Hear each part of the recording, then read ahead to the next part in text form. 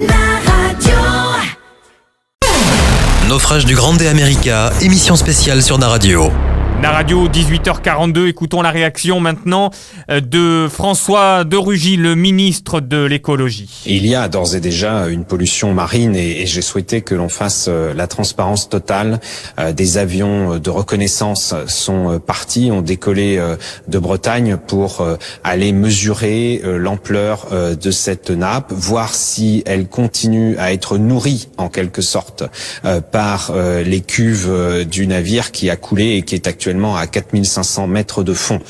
Nous verrons dans un deuxième temps d'ailleurs si on peut déployer un robot sous-marin pour regarder si il y a une fissure, plusieurs fissures de coque qui continueraient à laisser s'échapper ce fuel qui est un fuel qui servait pour le moteur du navire et qui peut évidemment se transformer à la surface de la mer, soit en plaques visqueuses, soit en boulettes qui finiront tôt ou tard évidemment par arriver sur nos côtes ou d'ailleurs peut-être aussi sur les côtes espagnoles puisque nous ne pouvons pas avoir des prévisions absolument sûres et certaines ni sur l'endroit ni sur le moment. Mais nous nous préparons, l'État est très mobilisé depuis le début. Si nous pouvons pomper en mer, nous le ferons. Des navires anti-pollution, il y en a déjà un sur zone et d'autres vont se rendre sur place pour tout faire évidemment pour limiter l'impact de cette pollution.